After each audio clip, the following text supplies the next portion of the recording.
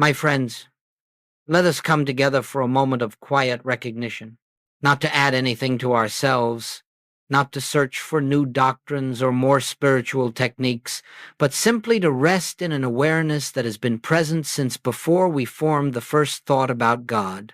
For centuries, humanity has sought the Christ in temples, in scriptures, in rituals, in systems of belief. We have traveled great distances in the hope that somewhere someone could reveal to us a secret, unlock a mystery, or place into our hands a key that would open the gates of heaven. And yet, in all this long journeying, very few have paused to consider that the treasure they sought was never hidden, never distant, never withheld. The Christ is not something you discover in time. The Christ is what you have always been in truth. When Jesus spoke of the kingdom of God, he did not direct anyone outward. He did not say that the kingdom is found in a holy mountain or in a book or in a system of worship.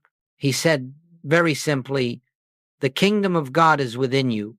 If there is a message the world has forgotten, it is this one. If there is a truth that religion has complicated, embellished, and sometimes concealed beneath layers of doctrine, it is this one. The kingdom is within you. Christ is within you. The presence you seek is the very essence of your own being. It is only because we have been conditioned to look outside ourselves that this appears hidden. We have been taught to wait for God, to plead with God, to earn the favor of God.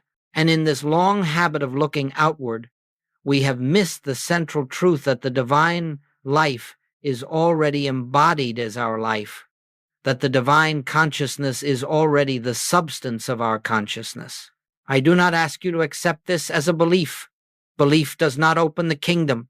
I ask only that you become still enough to sense the truth that is even now whispering within you, not a distant God speaking from the heavens, but the gentle movement of the Christ in your very awareness, saying, I am here, I am your life, I am your identity. This realization does not belong to any religion. It is not Christian, nor Jewish, nor Hindu, nor Buddhist. It is the universal truth that every mystical teaching has pointed toward. Religion may point the way, but it cannot give you the experience. Scriptures may describe the nature of God, but they cannot reveal God to you. Teachers may speak of the Christ, but they cannot place the Christ within you, for the Christ was never missing. It requires no insertion, only recognition. Let us then set aside the notion that Christ consciousness is a doctrine to accept, or a theory to debate, or an achievement to attain. It is none of these. It is the simple awareness of the divine presence that has always been your life. When you release the search in the outer world, when you stop trying to improve the human self by human means, when you surrender the belief that God is somewhere else waiting to be reached, in that moment of quiet surrender, something begins to stir. A peace you did not create, a stillness you did not initiate, a presence you did not summon. This is the Christ revealing itself. This is the inner kingdom becoming known. We stand together today not to gather more spiritual ideas, but to lay them aside, not to strengthen the personal sense of self, but to watch it gently dissolve in the realization of a deeper identity. Not to form yet another spiritual path, but to step into the truth that has been present long before paths were named. Christ consciousness does not begin with belief. It begins with silence, with recognition, with the smallest willingness to look within. As we continue, let us hold this truth quietly. There is nothing to become. There is only something to remember. My friends, let us move a degree deeper into this inner journey. For if the kingdom of God is within you, and if Christ is the light of your own consciousness, then we must gently examine how it happened that humanity came to seek outwardly for what Jesus himself pointed inward. This is not a criticism of religion. It is simply an observation, an understanding. Religion, at its best, holds noble intention. It offers structure, community, devotion, and a reverent posture toward the sacred. But over time, institutions can forget the spirit in their devotion to form, and the forms that were meant to reveal God can begin to replace God in the minds of those who follow them. In the days when Jesus walked the earth, the religious world of his time was filled with rules, traditions, and rituals intended to bring people closer to God. Yet Jesus did not emphasize these. He did not instruct his disciples to perfect rituals or memorize doctrines. His message was startling in its simplicity. Follow me. What did he mean by that? He did not mean imitate my human footsteps. He meant follow the consciousness that I embody. Follow the inner light. Follow the presence that expresses through me, and it will express through you. He spoke not of religion, but of realization. Yet after his departure, something began to shift. Instead of recognizing that the Christ he revealed was the universal presence within all, many began to worship the person and forget the principle. They began to revere the messenger and lose sight of the message. And once again, God became distant, separate, something to be reached, something to be obtained. This, my friends, is the great misunderstanding. When Jesus spoke of the Father, he was not speaking of a deity far removed from the world, sitting upon a throne of judgment. He spoke of an indwelling presence, an infinite intelligence that lived as his very being. The Father within me, he doeth the works. How could religion hear this and yet continue to teach a God outside the individual? And yet, through centuries of repetition, the outer God became the dominant image. Jesus spoke of spirit, but religion offered us form. Jesus spoke of inner realization, but religion offered us belief. Jesus spoke of oneness, but religion often taught separation. And because humanity did not understand the simplicity of his teaching, we began to strive. We began to feel unworthy. We began to imagine that God must be persuaded, pleased, convinced. We began to pray upward instead of inward. We began to look to religious authorities to tell us what God requires, instead of listening to the still small voice already speaking within our own hearts. This is not to condemn religion, but to clarify the path back to truth. For Jesus never required membership. He never insisted on dogma. He never instructed anyone to place intermediaries between themselves and God. He taught the absolute opposite. Call no man on earth your father, for one is your Father. Neither shall they say, Lo here or lo there, for the kingdom of God is within you. What could be more direct? What could be more freeing? Goldsmith reminded us again and again, whenever an outer authority claims the power to grant you access to God, you may be sure the truth has been obscured. No church, no teacher, no scripture, not even Jesus himself can bring God to you. They can only reveal what is already present. They can point, but they cannot give, because the divine cannot be given. It can only be recognized. The misunderstanding was never malicious. It was only human. We looked outward because we forgot how to look inward. We sought security in forms because we did not trust the invisible. We clung to doctrines because we feared the silence in which God is actually heard. But the moment you understand that Christ is not a religious figure but the divine essence of your own being, the misunderstanding dissolves. You no longer need to argue with religion nor abandon it. You simply transcend the limitation. You step into the universality of truth. You realize that the teaching Jesus brought forth was not meant to build an institution, it was meant to awaken a consciousness. And that awakening happens in you, here, now, without ceremony, without effort, without permission. Let us hold this quietly. Jesus pointed within, religion pointed without, but the inward path has always remained open. The misunderstanding is undone the instant you turn your attention back to the place Jesus directed you, the kingdom within. My friends, as we enter this next movement of our inner journey, let us become very still, not because stillness is holy in itself, but because in stillness we begin to feel what words cannot contain. For Christ consciousness is not a concept to be accepted with the mind. It is an awareness that reveals itself when the mind grows quiet enough to receive what has always been present.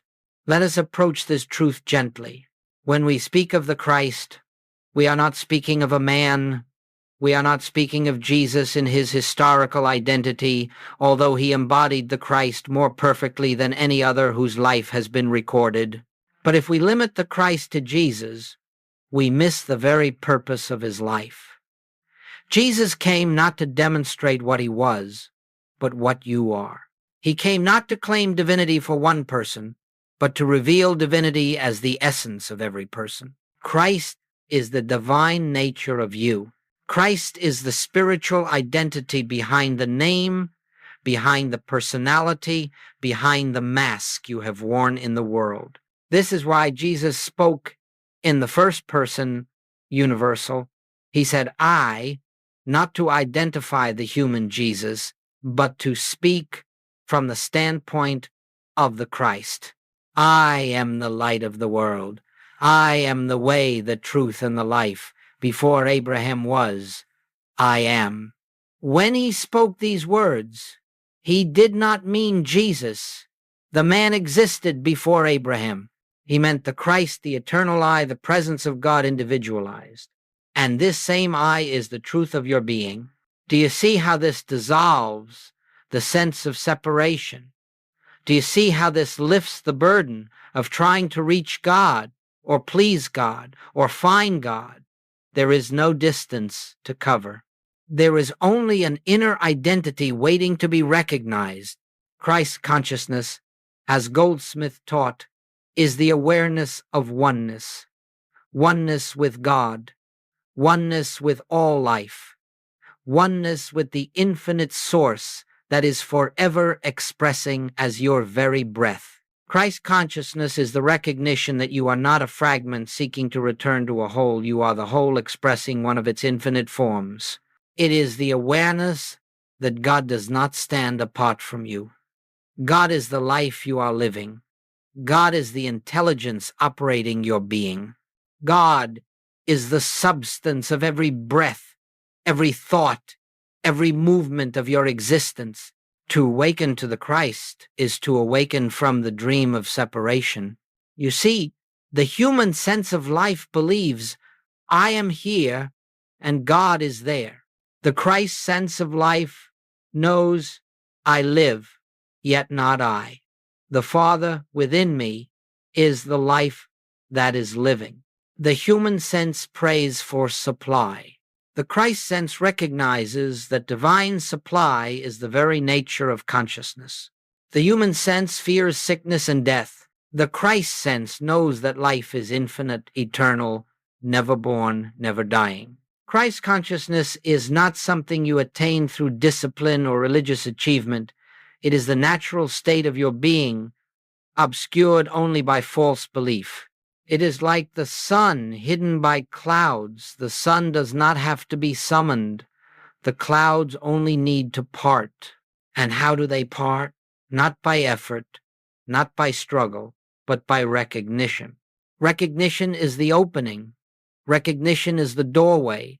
Recognition is the moment you stop identifying with the limited human self and begin to rest in the truth of your spiritual self. This is why Goldsmith said that the Christ does not come to you, it appears through you.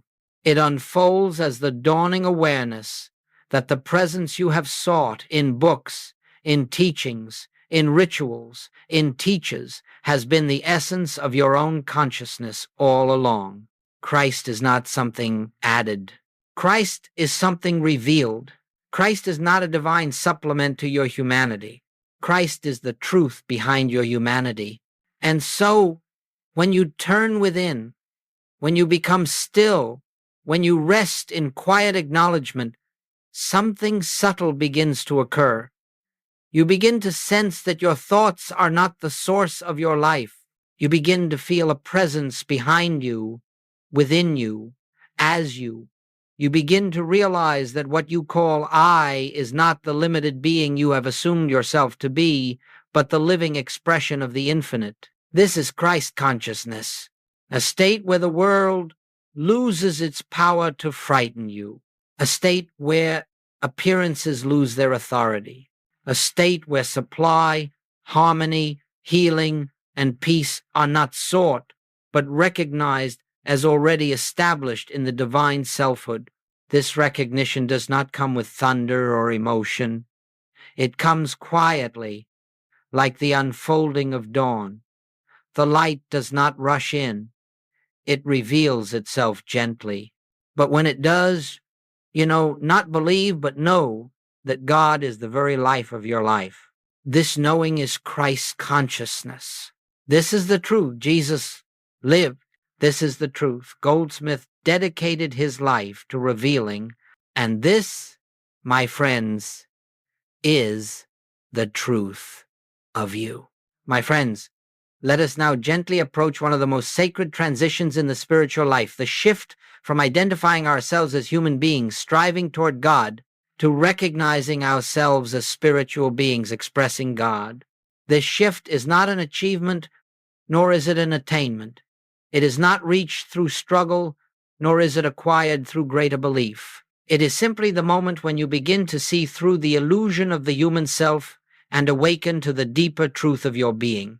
For ages, we have been conditioned to believe that we are creatures of flesh and blood, born into a world of limitation, subject to fear, lack, sickness, and death. We have been taught that the body is our identity, that the mind is our guide, and that the material world is our source. And because we accepted this sense of self, we lived according to its limitations. But, my friends, you cannot lift yourself out of limitation while clinging to the identity that creates it. You cannot experience the freedom of the spirit while insisting that you are first and foremost a human personality. And so, the beginning of liberation, the doorway to Christ consciousness, is the recognition that your human identity has never been your true identity. The human self is not the truth of you. It is the shadow of a greater self, the appearance of a deeper reality. Goldsmith would say, you are not human trying to become spiritual. You are spirit appearing as human. There is a profound difference in this understanding. When you believe you are human striving upward toward God, you will always feel unworthy, incomplete, and separate. You will pray to God as if God is elsewhere. You will try to fix your challenges as though life is happening to you rather than through you. But the moment you glimpse that your true identity is spiritual, that the life you call I is God expressing as individual being, everything changes. You no longer pray for God to come to you. You recognize that God has been your very essence since the beginning. You no longer fight appearances. You see them as passing shadows, powerless to touch the reality of your being. You no longer measure yourself by success, failure, age, or circumstance. Your worth is derived from the divine nature itself. This is the shift. It is not dramatic. It is not accompanied by emotional fireworks. It is subtle, gentle, like waking from a dream. You look at the world, and suddenly you sense that it is not operating by material laws alone. You look at your body, and you begin to realize it is not the source of your life, but the instrument through which life is expressing. You look at your thoughts and feelings, and you understand they are not the self, but movements passing through the self.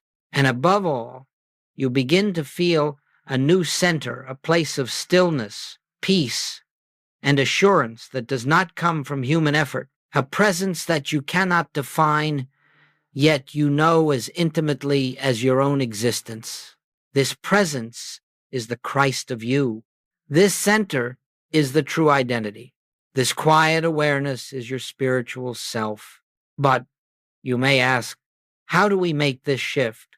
How do we move from the human sense of life to the spiritual sense? The answer is not complicated. In fact, it is your striving that obscures the way. You shift into spiritual identity the moment you stop trying to be spiritual. The moment you rest, the moment you acknowledge, the moment you recognize that what you have been seeking is already the core of your being. It is not your task to perfect the human self. The human self cannot be perfected. The human self is the dream, and no dream can be made real. Your task is only to recognize what has always been true, that behind the dream stands the reality of your spiritual self, untouched, unaltered, eternal. This is why Goldsmith insisted that we release the attempt to improve our humanity. The human state is not the truth of us, and the more we try to refine it, the more we bind ourselves to it. The spiritual identity requires no improvement. It requires recognition. Once this recognition begins, the whole nature of life changes. You stop fighting appearances and begin resting in presence. You stop striving to get and begin realizing the fullness that already is. You stop fearing the world and begin seeing through its illusions. The shift from human identity to spiritual identity is not a destination. It is a remembrance. And each moment of remembrance deepens the realization that I and the Father are one is not a poetic phrase. It is the truth of your being. Rest in this. Let it unfold. Let it reveal itself gently. For your spiritual identity has never been missing. It has only awaited your recognition. My friends, now that we have opened the inner door to the truth of our spiritual identity, let us quietly approach the heart of the infinite way, the actual practice by which this truth becomes living experience. Not a technique, not a ritual, not a method to manipulate God or the universe, but the simple act of recognition. Recognition is the key, for you will never bring God into your life through effort. You will never reach God through striving. You will never summon the Christ presence through repetition of sacred words. You do not need to. The presence is already here. And so the practice is not the attempt to create something, but the realization of what already is. It is the shift from seeking to acknowledging, from trying to attain to resting in what has been true since before the foundation of the world. This is why Goldsmith said, do not try to reach God. Acknowledge God already present. Let us explore how this unfolds. Begin by becoming still, not forcing stillness, not battling thoughts, simply pausing long enough to notice the quiet undercurrent beneath all movement.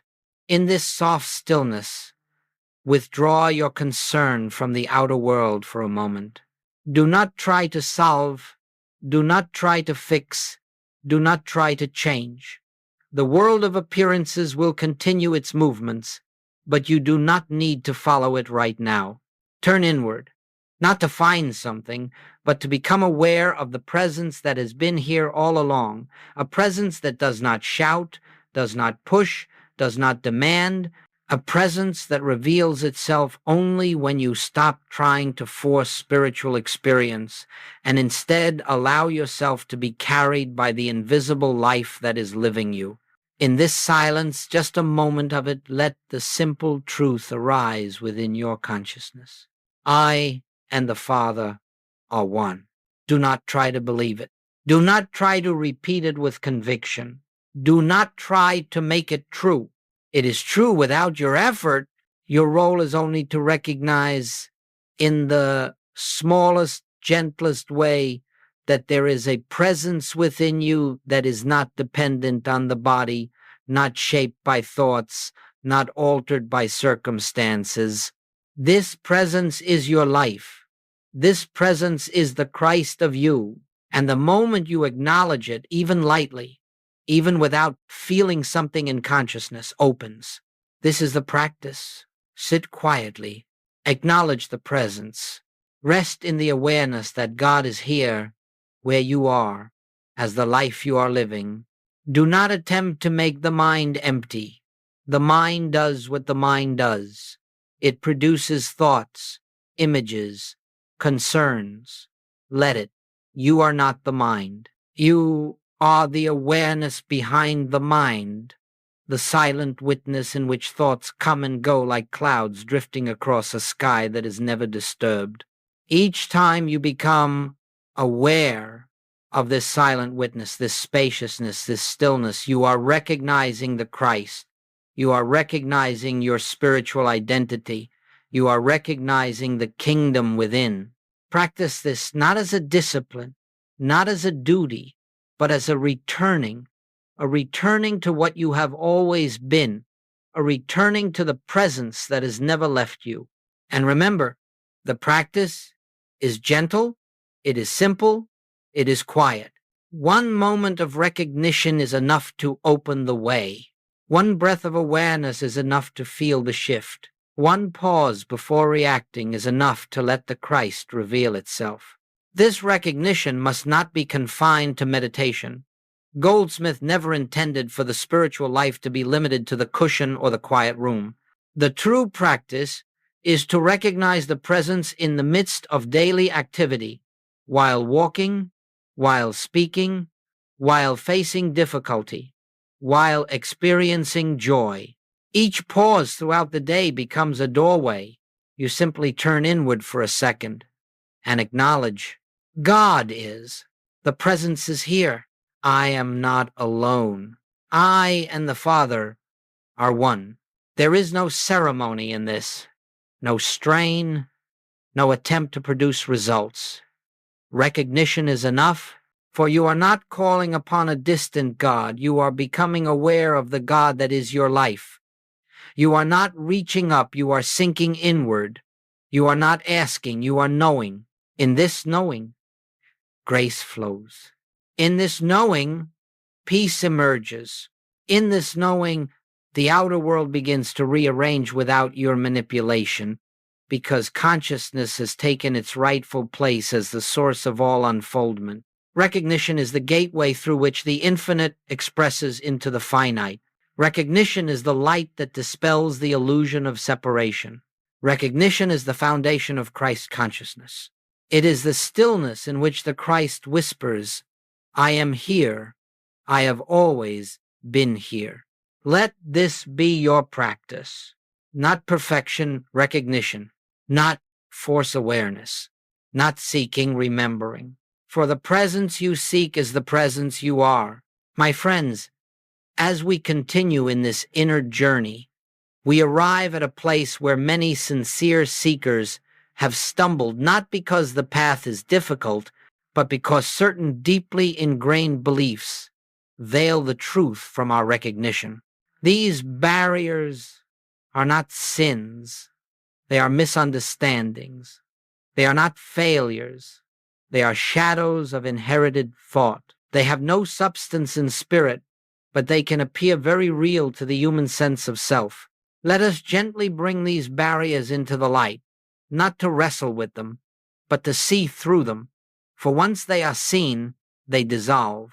And once they dissolve, the Christ within us shines forth unobstructed. The first barrier is guilt. Guilt is the belief that we have offended God, that we stand separate, that our mistakes, our past, our human frailties somehow create distance from the divine presence. But my friends, guilt exists only in the mind of man. There is no guilt in God. There is no condemnation in spirit. There is no judgment in the Christ. God does not withhold itself because of your past. God does not withdraw its presence because of error. God does not diminish its love because of human imperfection. It is only the human mind that imagines such things. The spiritual truth is this: your mistakes do not define you, your spirit does. And the spirit of you is untouched, unaltered, unbroken, unchanged. The Christ within you has never sinned, never fallen, never wandered. It remains whole, pure, radiant. And it is this Christ that is your identity. Guilt dissolves in the presence of this realization, not through effort, not through penance, not through trying to be better, but through the simple acknowledgement that Spirit has never accused you, and therefore you are free. The second barrier is unworthiness. This is the belief that spiritual awakening is reserved for the advanced, the holy, the disciplined, the chosen. So many have said, this truth may be for others, but not for me. I am not ready. I am not spiritual enough. I have not practiced long enough. But how can you be unworthy of your own identity? How can you be unready for the presence that already constitutes your being? How can you be less spiritual than the spirit that is expressing as you? Unworthiness is the greatest illusion because it assumes that spiritual truth is something external that must be earned. But the Christ is not a prize. It is not an attainment. It is not granted by achievement. It is the nature of your very existence. It takes no worthiness to be what you already are. It takes only recognition. The Christ in you is not waiting for you to qualify. It is waiting for you to stop disqualifying yourself. And the third barrier, perhaps the most subtle, the most deeply ingrained, is religious conditioning. For many centuries, humanity has been taught that God dwells elsewhere, that the divine is separate from the individual, that holiness is accessed through intermediaries, institutions, or rituals. Many have been trained to fear questioning, to fear inner knowing, to fear anything labeled mystical, even when Jesus himself was the great mystic of his age. This conditioning creates hesitation in the soul. It whispers, "Be careful." It warns, "This is too bold." It suggests, "You must go through proper channels." Yet the moment you turn within, you discover a presence that needs no permission, a presence that speaks in silence, not in dogma, a presence that reveals rather than instructs, a presence that is the very fulfillment of everything religion was meant to point toward. Let us understand this clearly.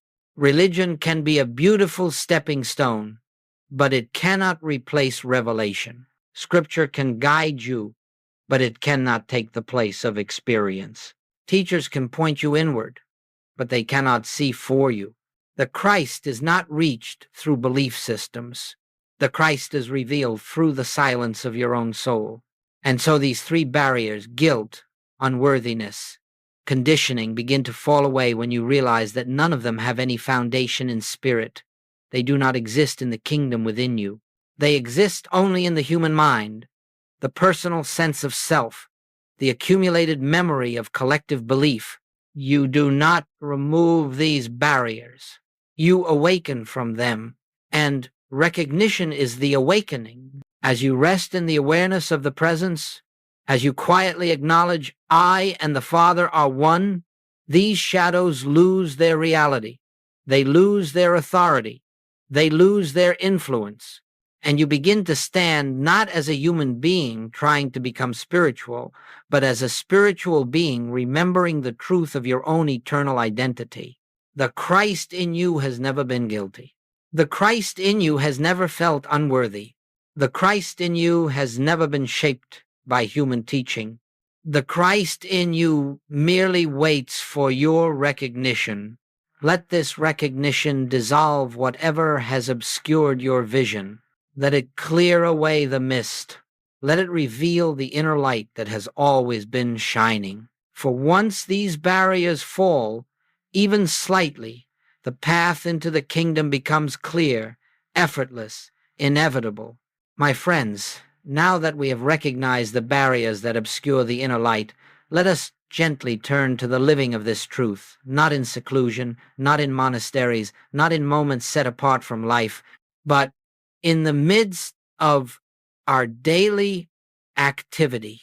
For the spiritual life is not lived apart from the world. It is lived through the world. Christ consciousness does not draw us away from life. It illumines life. The presence we discover in meditation is not meant to be left in the silence. It is meant to be carried into every encounter, every circumstance, every breath of ordinary existence. Joel Goldsmith always insisted that truth must be practiced, not as effort, but as remembrance, not as discipline, but as awareness, not as something we add, but as something we allow.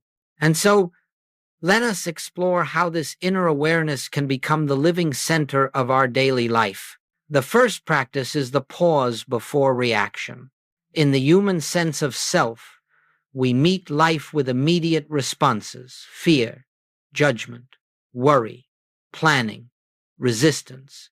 But when you have tasted the inner presence, even faintly, you begin to recognize that you do not need to be governed by these automatic impulses. When a challenge appears, a bill, a conflict, a symptom, a disappointment, do not react instantly. Do not rush into human planning or mental struggle. Simply pause, even for one breath, and turn inward. In that pause, quietly acknowledge the truth. God is here. The presence is the only power. I and the Father are one. This single moment opens the door for grace to act before the human mind interferes. You see, the world teaches us to meet appearances with effort, but Christ consciousness meets appearances with recognition. And in that recognition, the appearance begins to lose its power. It no longer dictates your state. You remain centered in the presence that goes before you and makes the way straight. The second practice is seeing the Christ in others. This may be the most transformative application of the entire teaching. When we look at others through the human sense, we see behavior, personality, flaws, history, and roles. And in seeing these, we unconsciously reinforce them in ourselves and in them. But Goldsmith taught a higher vision. See through the person to the Christ. See through the behavior to the divine identity. This does not mean condoning unkindness or ignoring actions. It means that when you meet another soul, you silently recognize that behind the mask of human personality stands the same divine presence that lives as you. In moments of conflict, silently acknowledge, I behold the Christ of you. Your true identity is the same presence that lives in me. And something begins to shift. The energy changes. The reaction softens. And even if the other does not consciously realize it, your recognition awakens something within them. Grace meets grace. Light meets light. Consciousness responds to consciousness. The third practice is listening instead of forcing. In daily life, the human mind rushes to solve, to plan, to choose, to direct. But Christ consciousness listens. It waits. It allows guidance to rise from within rather than from fear or habit. When you face decisions, whether small or significant, become still and listen. You are not listening to an external voice. You are listening to the deep intelligence of the presence that knows your path better than your intellect ever could. In this listening, you discover that life becomes simpler. Choices become clear. You take the next step not out of anxiety, but out of inner assurance. and you begin to realize that you are not living your life alone. Life is living itself through you. The fourth practice is resting in the truth of supply. In human sense, supply is something to chase, to earn, to secure. But in Christ consciousness, supply is not external. It is a function of spiritual identity. It flows from the recognition that consciousness is the source of all good. When lack appears, do not fight it. Do not fear it. Pause, turn inward, and acknowledge. The infinite supply of spirit is the substance of my being. You are not asking for supply. You are recognizing the source that has always sustained you. And as this recognition deepens, outer forms of supply adjust themselves without strain. The fifth practice is returning to presence throughout the day. This is not constant meditation. It is a subtle remembering, a gentle returning, a quiet acknowledgement that the divine presence is with you, as you, in every moment. Set no rigid schedule. Let the remembrance be spontaneous. Let it arise naturally. Each time a moment of stillness is felt, each time a breath brings you inward, simply acknowledge, the Christ is here. All is well. God is the life I am living. These brief recognitions, 5 seconds, 10 seconds, gradually become a continuous awareness. And this awareness becomes the atmosphere around you, the foundation beneath you, the peace within you. In this way, Christ consciousness becomes not a state visited occasionally, but a way of being, not an experience sought, but a presence recognized, not a spiritual practice, but the very substance of your life. This is the practical application of truth. This is the infinite way lived moment by moment. This is how the kingdom within becomes the kingdom expressed. My friends, when you begin to live from the kingdom within, not occasionally, not as an idea, but as the silent foundation beneath every breath, something subtle yet profound begins to occur. The world you once feared loses its authority. The circumstances that once dictated your emotions no longer hold power. Life begins to unfold not from the outside in, but from the inside out. This change is not the result of effort. It is the fruit of recognition. It is the evidence of a shift in identity. It is the natural consequence of living from the presence rather than from the personal self. Let us explore the nature of this fruit. The first fruit is peace that does not depend on circumstances. In the human sense of self, peace comes and goes. It appears when things are favorable and vanishes the moment appearances turn dark.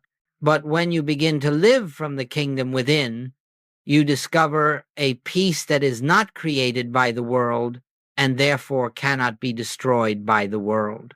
This peace is not emotional calm. It is spiritual assurance. It is the quiet certainty that all is well, even when the senses report otherwise. It is the recognition that behind every appearance stands a divine order, an invisible harmony, a presence that never leaves you. This peace becomes your atmosphere. It becomes your identity. It becomes the place from which you live. The second fruit is freedom from fear. Fear is born of separation. Fear arises when you believe you are alone, vulnerable, unprotected. But once you recognize that the presence lives as your very being, fear begins to dissolve, not because you try to overcome it, but because you see through it. There is nothing to fear in a universe governed by one power. There is nothing to fear when you live from the source of all life. There is nothing to fear when the kingdom is within you. You move through the world with a new confidence, not human confidence, not willpower, but the quiet knowing that you are sustained by something greater than your personality, your plans, or your strength. The third fruit is a new relationship with supply. When you live from Christ's consciousness, You no longer seek supply outside yourself. You understand that consciousness is the source of all form, money, opportunities, people, solutions. These become channels, not causes. They are expressions, not origins. And because you no longer fear losing the channels, you no longer cling to them.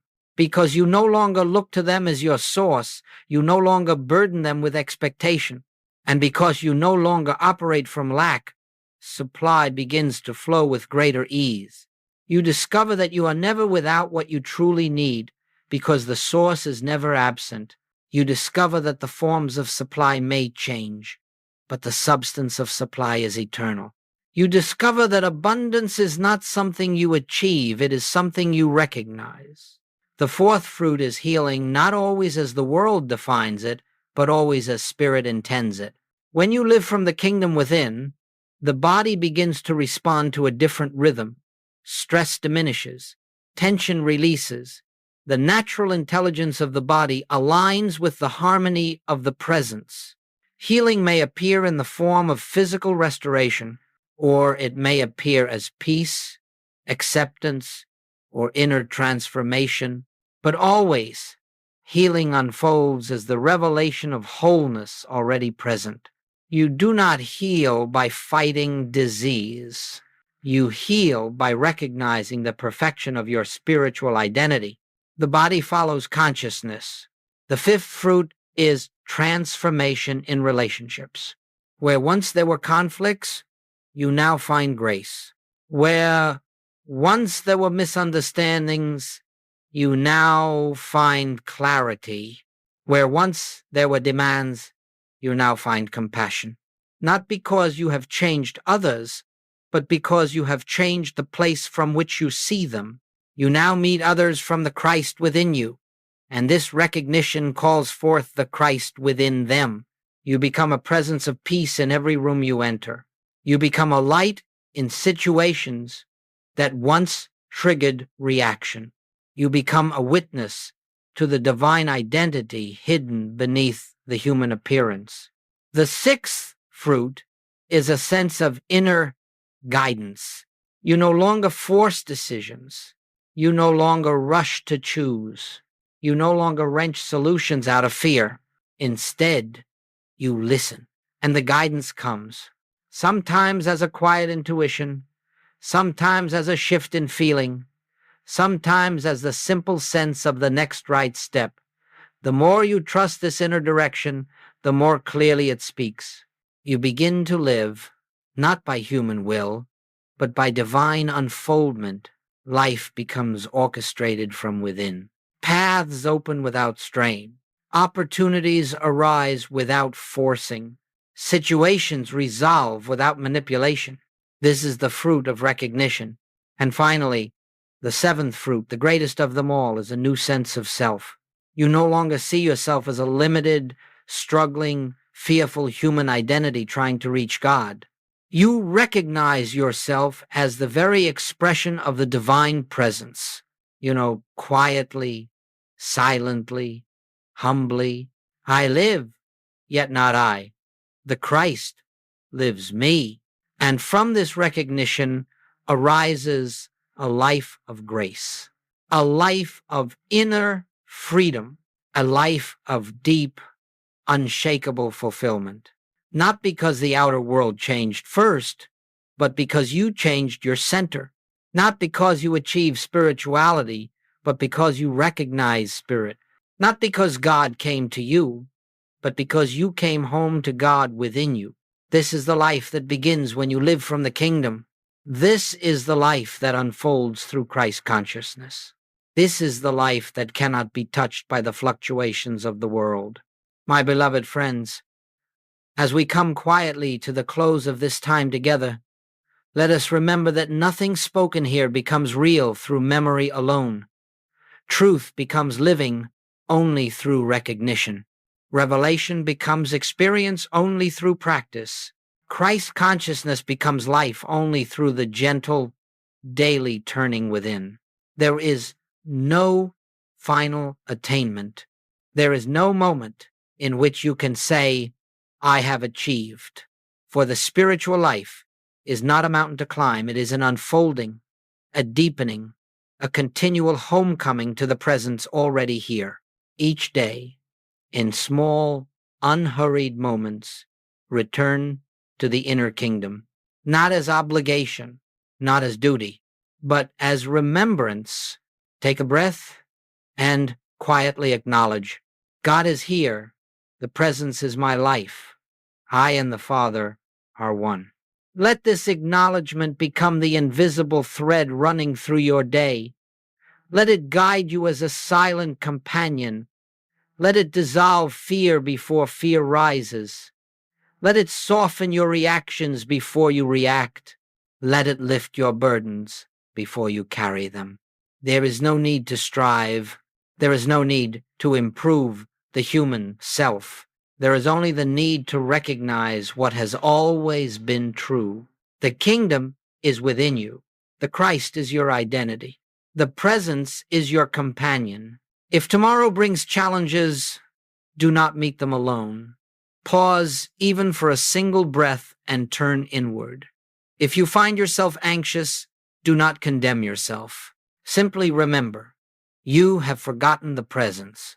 Return. Let the remembrance be your healing. Let the recognition be your strength. If you find yourself reacting, remember reaction is the human sense of self. Recognition is the spiritual sense. Pause, turn, acknowledge the truth, and watch as the Christ consciousness displaces the human impulse. In this way, the spiritual life becomes natural, not something you add to your day, something that permeates your day, not something you strive to maintain, something you quietly remember. You will discover that the more you return to the inner kingdom, the more the outer world aligns without your manipulation. The more you acknowledge the presence, the more harmony appears without effort. The more you rest in your spiritual identity, the more life unfolds according to divine order rather than personal struggle. This is grace. This is the fruit of living from within. This is the infinite way. And so, let us end as we began, in silence. For in silence, the Christ speaks. In silence, the presence reveals. In silence, we discover that the journey we thought we were undertaking is already complete. The kingdom has never been far. It is closer than breath, closer than thought, closer than the sense of I. And every time you turn within, you return home. Let this awareness accompany you now. Let it sustain you. Let it live you. And may the quiet recognition of the presence be the light before your path, the peace within your heart, and the truth that guides you in every moment. Blessings, my friends. Rest in the kingdom. Live from the kingdom, recognize the kingdom. For it is here. It is now. It is you.